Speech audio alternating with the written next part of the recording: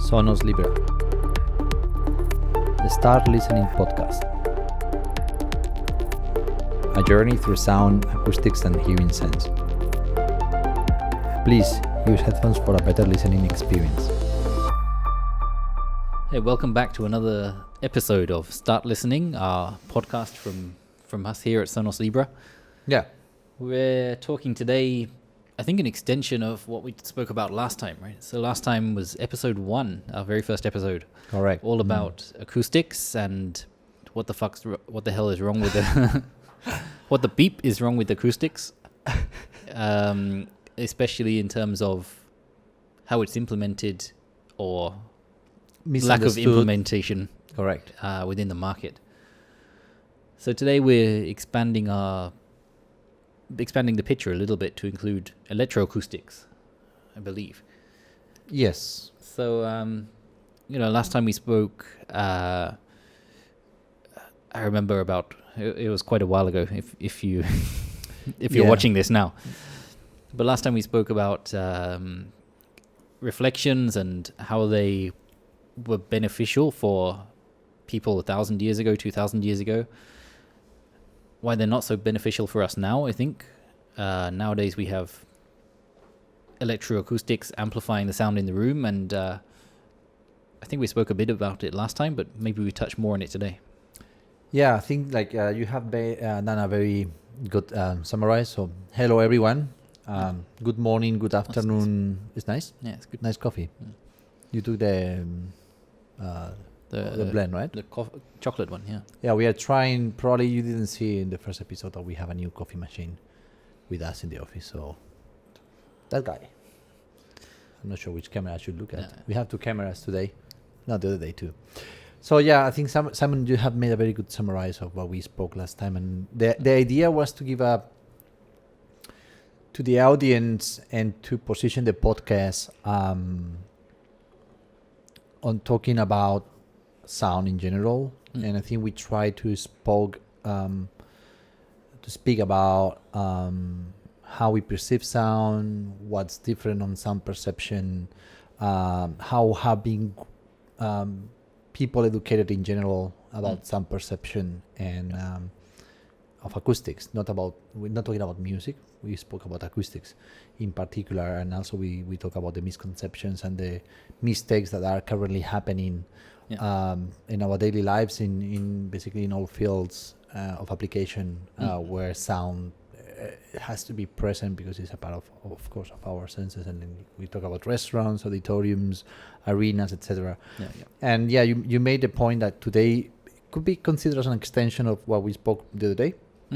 And what is going to happen when we talk about those acoustic spaces that hasn't been considered properly and we put speakers in it? The mess, the tom yam, we say in Thailand, right? Exactly. So we start to mix and match stuff. We have acoustics that hasn't been properly considered for amplified sound, and then we start putting massive sound systems on cases, and So the first topic will be, to me, what is the misconception everyone has that you have a very bad acoustics, bad room acoustics, and then they say, "Oh, just put a good speaker, and that will be okay." What is it coming from? Does it have any foundation? Is it true that a very good speaker, and what is a very good speaker? I think some of the misconception comes from perhaps in the past when speaker technology was not quite where it is today. So at that period of time, perhaps, you have a bad sounding speaker and you replace it with a better sounding speaker, then obviously it helps a lot. Nowadays, I hear lots of bad sounding spaces, but I don't hear too many bad sounding speakers, terrible sounding speakers nowadays. Nowadays, the standard is pretty good throughout the market, actually. So I think that misconception from back then when changing the speaker made a big deal, carrying it through today, it doesn't really make sense nowadays. Nowadays, a bad sounding room is a bad sounding room. You got to fix the room, not fix the speaker. That's totally correct. But the question is, we still see many companies especially audiovisual companies making the recommendation towards, you have a problem here. It doesn't sound clear.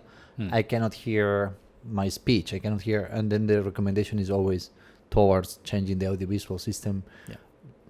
It might be, right? Because what you say, if you are using a 30 years old sound system, it might be that the issue. But if the probably the room will have an acoustic issue, and if the audiovisual company recommending to change the speaker is ignoring completely the acoustic issue, what will happen?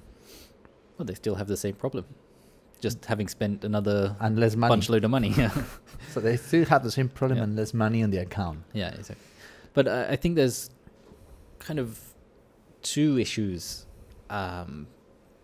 which are kind of at play here. Obviously, acoustics is one, but I can recall of one club in particular sticks in my mind where they complained about lack of sub bass. And, we went in to go do a demo. When was that? Here in Thailand? In Thailand, yeah. And in your previous job? No, in this job. Not too long ago, actually. Okay. And we go in and do a demo. We forget the jobs that we are involved at. Okay, anyway. Compare against the old system, and it's like, okay, we feel a lack of bass. Sometimes it's just as simple as removing the high pass filter set at 100 hertz on the playback channel. It doesn't require huge investment in acoustics or sound systems. It just requires proper training for the operator not to screw it up. So first is make sure you're trained correctly, and the second is if you've got an acoustic problem, let's talk about the acoustics. Make sure that whoever has set up your system is the same place that we went there, and they say... We can't say which place. I mean, it's the same place that we went there, and they say the sound is not clear, or it's not... the output is not as good, and we have found that they have... different place. The one with high frequency compensation, different place, and then they place. have that's another one. An EQ. Yeah. Okay. Yeah, I think the misconception comes from, what I say at the beginning perhaps is the tom yum, right? It's like, is this too spicy, or is this too watery? Or for those who doesn't know what is a tom yum soup, is the traditional, we live in Thailand, we are speaking now from Thailand. It's a traditional soup where you mix a lot of ingredients, right? And yeah, but all the ingredients are very delicately balanced to get the proper flavor. Unless you screw it up, it could be in an could be a mess, in an application. Yeah. So it could be the same case, right? Like you have a very nice acoustics, and then you put a shitty speaker, which is probably not the case nowadays, right? But as you say, even a medium low speaker manufacturer can achieve certain quality levels in terms of sound reproduction. But probably you will screw it up, or you have a room that's been screwed up on the acoustic side, right? Exactly. And once the room is built, once all the speakers are in, and then you find you have an acoustics problem, that's when it becomes very costly. That's gonna be fun. Yeah. And then there's kind of screams and complaints, and nobody will fix the issue.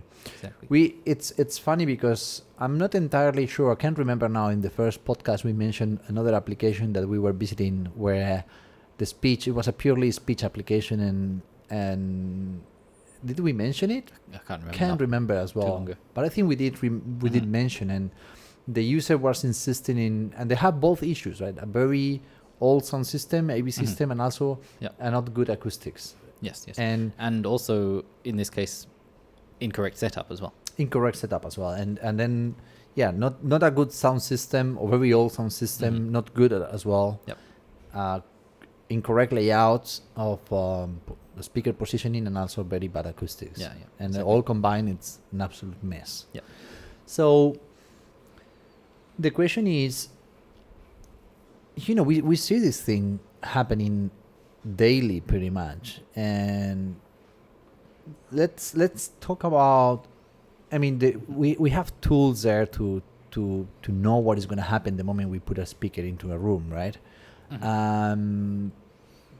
And is this all? I mean, it's like, okay, I just did a simulation on whatever software that every manufacturer speaker manufacturer gives. So there are some free software like EaseFocus that pretty much have every manufacturer there. Yep. I do a simulation there, and that's it. I get a very good event distribution, SPL or whatever, and then I just put my speakers and it will work. I mean, it's similar to so a project I was working on recently. I did an initial simulation within EaseFocus.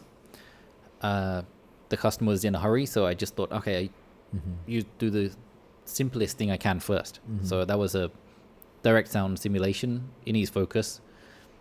The coverage looked reasonably okay. I think I had all the venue within plus minus 3 dB. So I thought, okay, we're good to go. Let's go to the next stage, doing quotes, suggest it to the customer. And then we saw the real venue. And then we made an acoustic measurement on the real venue and saw the reverb time was around 5 seconds at 500 hertz and 1 kilohertz. And so we took this data, put it into a more comprehensive simulation package, which was Ease4. And at that point, we see there's a problem. Yeah. It's lucky for us, we can see that there's a problem within Ease4. But if someone's not doing that, what stage do they get to before they say there's a problem? Do they install all the speakers? Do they try to calibrate everything and at that point say, oh no, here they've wasted their money? I believe that there are many companies that are really screwing it up. I will speak it clear, fucking it up pretty much. Well, selling the we're speaker. not perfect. We can fuck up as well. But anyone can fuck up, and I think at the end of the day, what we do is we try to evaluate all the options before arriving to the mistake, and then the real like minimize our losses. hits the fan, right? Yeah. So, and I think that the tools that we currently have, no matter whether it's a direct simulation software from any manufacturer, speaker manufacturer, or Ease from AFMG, EaseFocus, or eventually Ease. At the end of the day, is I would say rather than a tool for your job, is a tool to evaluate that you are not going to cook it up later on, or at least like you can give a real advice or a pretty accurate advice to the customer of what is going to happen and whether he should go in one direction or another direction, whether you have to improve your acoustics first or whether you have to go to choose this sound system or the other sound system or don't change or whatever. Yeah, exactly. I mean, a lot of it can be sort of common sense in a way. You go to a venue, you can pretty much tell just by listening to a system whether they have an acoustic issue, correct, or maybe an issue with the system is broken, maybe it's set up incorrectly, incorrect placement. You can kind of tell just by going to a place. But to present data to a customer, you need to have a simulation package to be able to say with confidence, this is the problem and here's the data to show it. Well, I think in our case, what we've done in some of these projects is do both procedures, right? Like we simulate and we measure and we do a verification on the way, right? Like what we have simulated, it's what we have measured and vice versa, right? And then we try to adjust the simulation model. For those who are not really familiar with the technical language we are using, basically, I would just think to do a quick briefing here. So basically, every time that we do some systems designs, we use software, right? We use software that will allow us to see with certain mapping colors any parameter, acoustic parameter or electroacoustic parameter, whether it's sound pressure level, how loud the system is going to be, at which frequencies, how uniform it's going to be. When we talk about uniform, is we want to have similar loudness at all respective frequencies everywhere in the room. And then that's pretty much kind of a standard given for any direct sound simulation. When we talk about direct sound simulations, are simulations that are not considering any boundaries in the room, right? We're not considering if it's any reflection, if it's any wall, if it's any roof or anything like that. We can consider objects to shadow the dispersion of the speaker, but not really how the sound bounce back or reflects on that exactly. object. And then if we want to do a step farther, we just investigate more using ease, where we can put materials, boundaries, shapes, and we can see where the reflections, not really the reflections, but we can see things like reverberation time. We could see the reflections as well if it's the case. Yeah. But more like reverberation time, intelligibility, how clear the speech is, and many other parameters, right? Yep. So making that point, just for those not technical and still want to learn a little bit of what we are doing. The question is, when you do a simulation, depends on how accurate the model is. We can achieve 70, 80%, 90% eventually. I'm not sure if that much. I will not say so. But we can achieve a certain degree of confidence of what we are doing is the correct thing. Yeah, exactly. But usually we also measure. If the venue is already built, we can actually go measure and adjust our simulation model to the real measurements that we have done. And then we can iterate. We can do iterations until we get everything pretty much working. Yeah. I mean, we're always working with a degree of having some faith in our model. Because usually when we do these measurements, the venue is empty. Correct. No one there. As soon as you start getting people in the venue, the acoustic properties will change. Correct. So there's always some degree of tolerance there, I guess. So we do it to the best of our ability. We try and make a lot of averages across one venue to get a good representation of that place, and then put that into the model. Correct. Try and match the materials as closely as possible. But not everyone is doing that. So the issue here where like somebody has an issue, let's say you have built already, let's go into the typical cases like a new venue, haven't built yet, already built venue with all AV stuff and whatever acoustics, and a new build venue with the top of the top, but maybe not sound system. So let's say most of the cases we have found recently is what you say are already built venues with relatively old or new sound systems where they have a massive acoustic issue. Yep. Right? So we go, we measure it, we identify where the issue is, and then we come back to the customer and we say to the customer, well, you have an acoustic issue. And the reaction usually is like, well, kind of ignore it. Yep. I feel it. Yeah, a lot of the time. I mean, they don't want to fix the acoustic issue. Even if it's cheaper than initially, the request is the sound is not good. Yeah, change the sound system. So that people identify. So I think we are mixing a little bit of here. Is what you say is like people will come into our venue and you say you can identify what is an acoustic issue and what is a speaker issue, but not many people will identify that way. We can do it because we are trained to do that. That's our job. Yeah. But some people will say sound is not good. Yeah. They blame it to the sound system. We need to change the sound system. Then they call us. We go. We identify the issue. It's an acoustic issue. Yeah. No, but I still want to change the sound system. Yeah, I mean, that's the question, right? There are certain products on the market which they won't fix acoustic issues by changing the speakers, but they try to avoid acoustic issues by changing the speakers. You know, there are products which do that, and they work pretty well. Most of the time, it's going to be like digital steering on column speakers. It can be hard void areas in your line array calibration. So there are ways of trying to avoid these issues. But at the heart of it, proper acoustic design and proper acoustic treatment, for me, is the correct way to fix these things. Correct. And in terms of, let's say, if we can evaluate how good sound is in a venue, we can evaluate, let's say, from 0 to 100, right? 100%.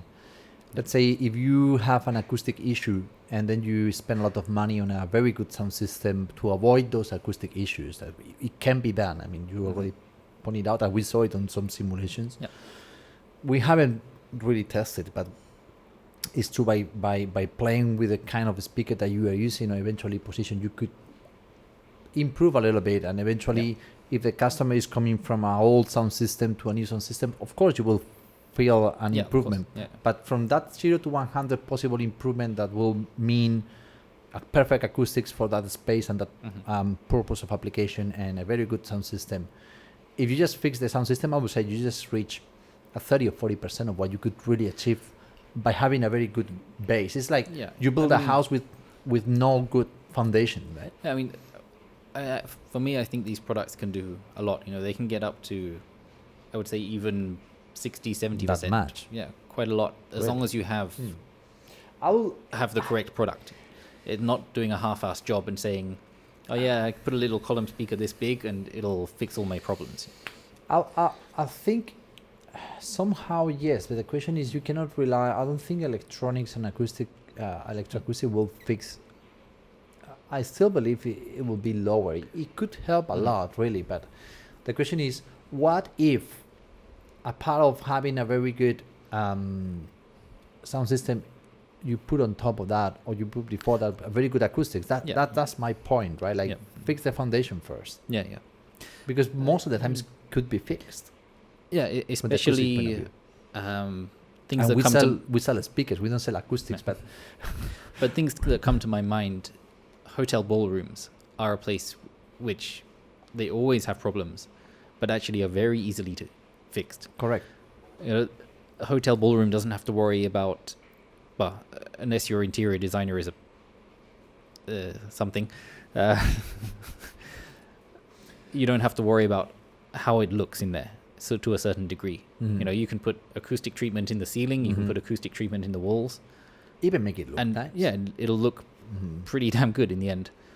However, in a church which is 1,000 years old, where you have to preserve the integrity of the interior, in that situation, I would say these products really come into their own. Yeah, it's a very specific application which we don't have too many of those here in Asia, or at least in Thailand. In Asia, they all fell down already.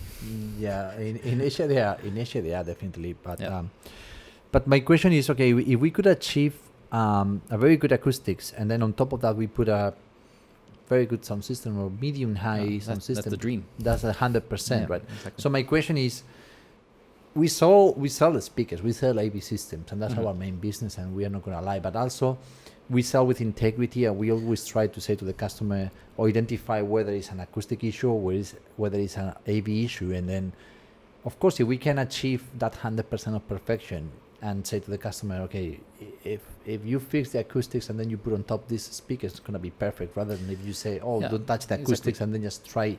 Because we play in a very difficult terrain on a guessing game sometimes of, okay, let's put this thing here. Okay, we see it in the simulation, as we just mentioned before, but if we are not able to demo that particular set of speakers in that particular application, and people don't believe it. Don't believe it, and also we are not 100% sure on the final result as well. You know what I mean, right? So I mean, coming back to that point, you say we sell speakers, we sell AV systems. Sell a solution. I would say we sell a solution. If the correct solution is to provide advice on fixing the acoustics, then that's what we provide. We don't make money from providing advice like that. Correct. But what we make money from is selling AV systems. What we provide to the customer are complete solutions. The point here is to identify the issues, right? To identify whether it's an acoustic issue and an AV issue. What I mean with that is, well, you just say, it's like, it's integrity, right? It's like how much of respect you have for yourself and for your how thick is your skin before you can for your customers and for yourself and for your company. So we're coming back to the initial point where many AV companies will just come and say, you just put this set of speakers, sometimes without proper evaluation. And okay, so as a summarize, we'll say, but saying that those companies are probably richer than we are, making more money than us. Well, we are a new company, and I think we are doing pretty damn well, for the initial, and I think that the integrity level that we have is not seen in many other places. So for whatever reason, I don't know, I would consider as a standard to be accountability of your actions and have responsible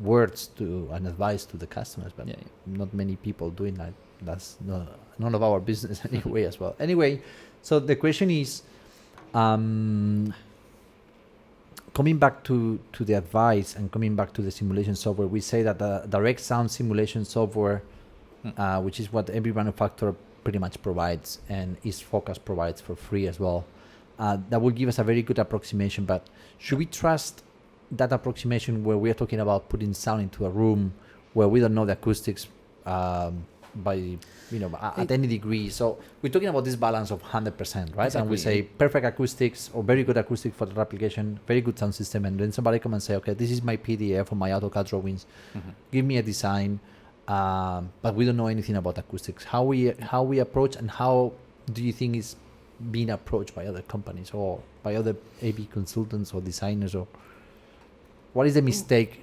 happening here? Like when we do a direct sound simulation, we're approximating in the end. Okay, some companies, some brands, they may have a very, very good direct sound simulation model, but at the end of the day, it's only direct sound that they're simulating. But in lots of cases, that's all we need. Especially outdoor events, that's all we need. Especially a very well-treated room, that's all we need. But as soon as you start getting into kind of acoustic or potential acoustic issues, larger spaces, spaces with hard materials everywhere. Nowadays, it's very popular to have open concrete ceilings, glass all around, and no consideration for any absorption of any kind. In those kind of spaces, then the direct sound simulation is pretty much next to useless. But it looks cool, right? You just, it has to be done, but the question is to have the accountability to say to the customer, well, how are your acoustics? Before I start even, we have a case, right? Like recently we have a case where somebody approached us with a project that smells to have a very bad acoustics approach or very bad acoustic design, at least for what it looks like. And then say, okay, we need a very good sound system there. And it's like, the first question is, how are the acoustics of this place? Because by just look at the dimensions, it's a potential echo chamber, right? Exactly, so the question is, how are your acoustics first? And do you think, on the AV world, should that be a main question to ask? Like, how are your acoustics? Before I started to think about any design, how is your reverberation time? Yeah. Is that something that it should come, and coming a little bit linking with the first podcast, is something that they should come on the package of the architect? Like, here's your room, here's your 3D render, blah, blah, blah, and this is your RT time for this application, for this room. Yeah. You should, like, this is your high dimensions, your how I think for some spaces they would consider that from performance auditoriums. Yeah, from world-class designers, correct. For sure they consider that. For auditoriums that I see over here, I'm not saying the designers aren't world-class, but they don't provide it as part of their documentation. So, but even if we could get it for everywhere, it would be nice. Even a club, even a restaurant, that's what we spoke last time. That should be a kind of like stamped on the documentation of a venue. So it's true that a direct sound software for live application, where it's outdoor, of course, is perfect. We don't need anything else, right? Exactly. But if it's an arena, I'm talking about live sound. If it's an arena, again, we need to consider what is the acoustics of the arena. But it gives us an estimation. Exactly. It gives you a starting point. It gives you, in many cases, a very, very good starting point, which you can do the rest of it on site. But if you're designing a place which is there for, where the sound system is going to be there for 10, 15 years, 20 years even. You have to do a little bit more precise. It's not like you put it up one night, take it down the next day. Yeah. You need to do a little bit more precise calculation. Yeah, exactly. That's interesting, because given that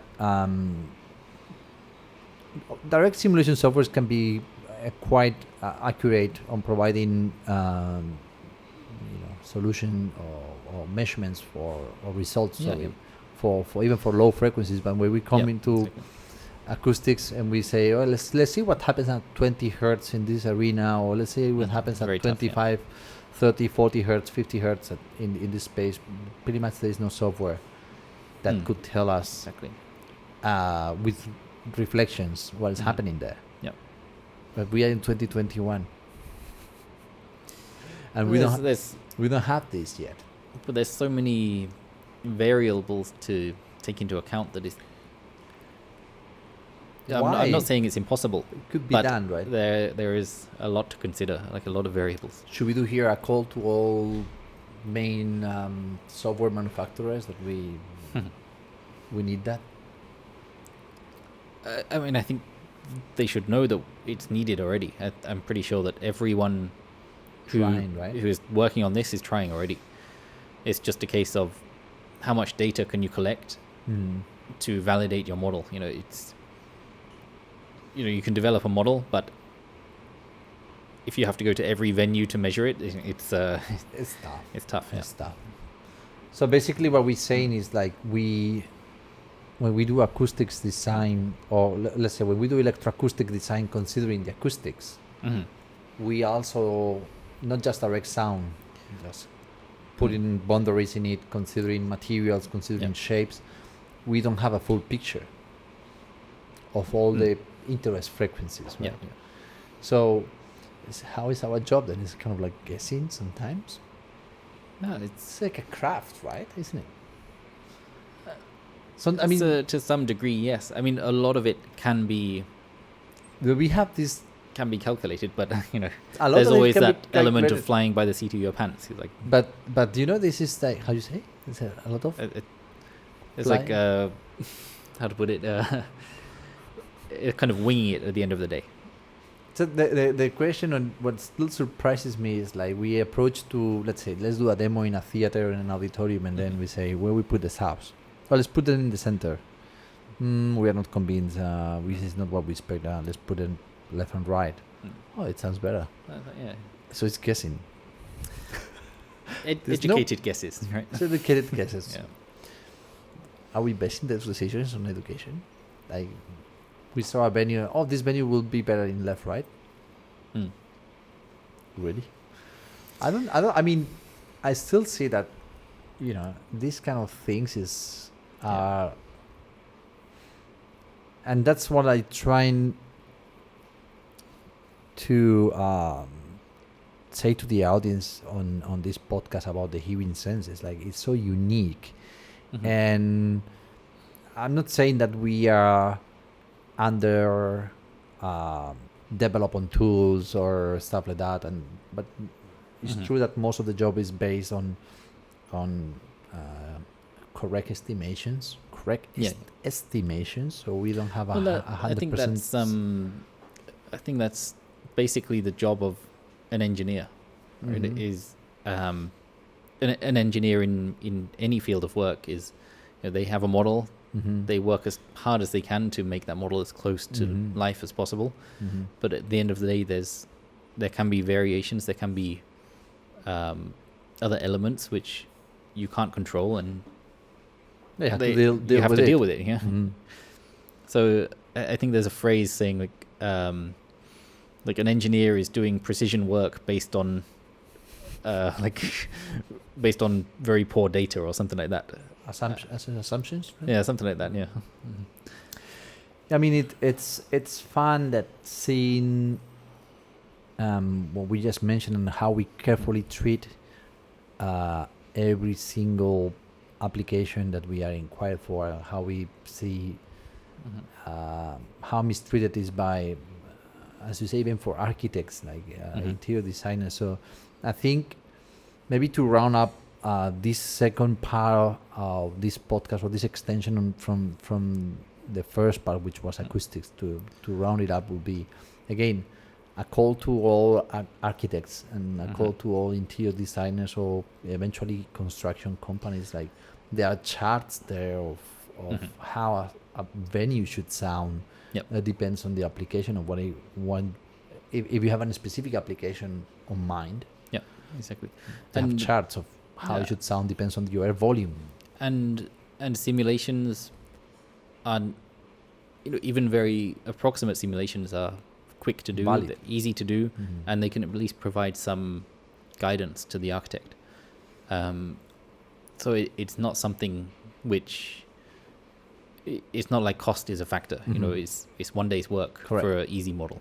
So this will be the first factor. We say like a brand new venues that hasn't been built yet. The second will be venues that has bad acoustics or existing also sound system, which will be try to identify where is the problem coming from. When somebody jumps in and say, "Oh, there's a bad sound here," or sound is not clear.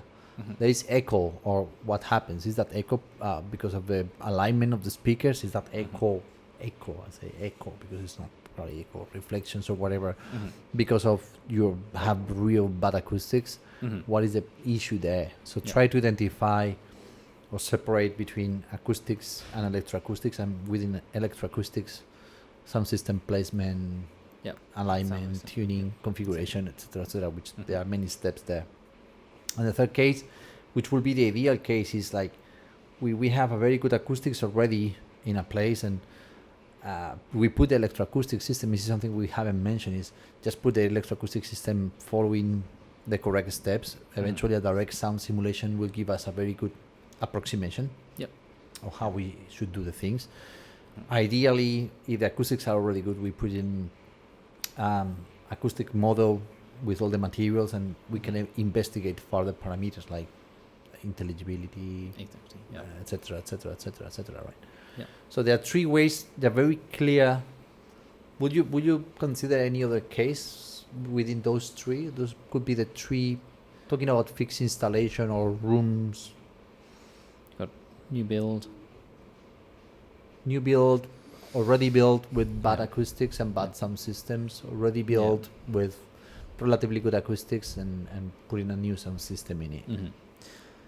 I mean, the final case is always just, it's kind of the ideal scenario is you've got a good sounding venue, you've got a good sounding system, but you just need to modernize it to have new technologies and new features, which I would say kind of expands our job scope, from looking acoustics, looking at electroacoustics, looking at functionality and design of the whole system, eventually looking more towards the IT side as well. Is as we said, we provide a solution, we got to provide all of that within the same scope. So for me, that's the ideal scenario, is good sounding room, good sounding old system. All you have to do is put in a better sounding system, which with the right products is kind of easy to do. But I don't think we see many of those. You just touch a topic which is the investment on backbones or investment on new technologies, and I think perhaps for today it has been an interesting short condensed topic. And maybe what we could do is, for the third chapter, should we talk about mixing senses, like mixing hearing and visual, let's say audio and video. What is the status of audio-visual technologies nowadays? Because we complain a lot on the episode 1 about, we pay attention a lot on everything looks nice. We are taught about the colors and identify colors, identify shapes, but we are not so accustomed to being familiar or accustomed with sound, environmental sound. We just talk about electroacoustics and what are the main tools that we use and how we deploy them with the three most typical scenarios or case studies. We will be new builds, existing builds with bad acoustics, existing build with relatively good acoustics, and just changing every system. And then in the chapter 3 we could talk about integration.